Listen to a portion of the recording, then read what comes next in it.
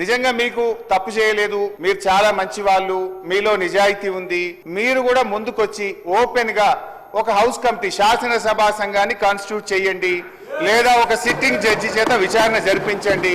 Correct, మంచి demand.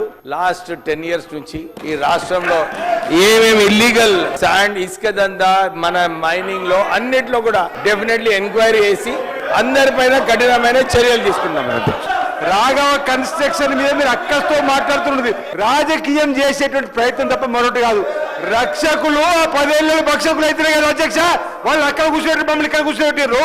ఈ రోజు లేనిపోని ఆరోపణలు చేస్తూ కక్ష సాధింపు చర్యలో మంత్రి గారు ఏదో అన్నారని ఒక వార్తా పత్రికల్లో వచ్చిందని దాన్ని దృష్టిలో పెట్టుకొని వారిపైన ఈ విధమైన ఆరోపణలు చేయడం సరికాదు.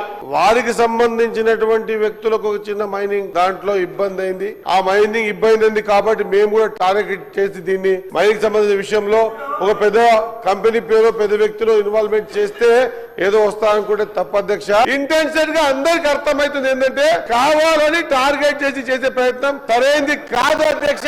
మాట మాట్లాడే అవకాశం దొరికిందని చెప్పి ఏది పడుతుందో మాట్లాడలేదు అధ్యక్ష. వ్యక్తిగతంగా టార్గెట్ చేస్తే అధ్యక్ష మేము మాట్లాడలేము అధ్యక్ష.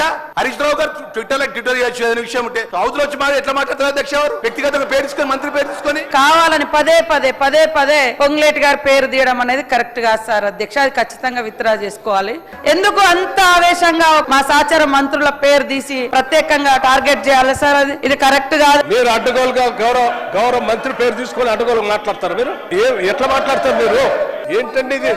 అడ్డగోలుగా ఎట్లా మాట్లాడుకుంటూ నేను గుడ్డగాల్చి మేడేసేస్తాను అంటే బురద పూస్తాను లేకపోతే మసి పూస్తాను మీరు చూసుకోండి అంటే ఎట్లా అధ్యక్షుడు? అందరి ముందు పరిగిపోయిందిగా ఇంకెలా తలెత్తుకుంటూ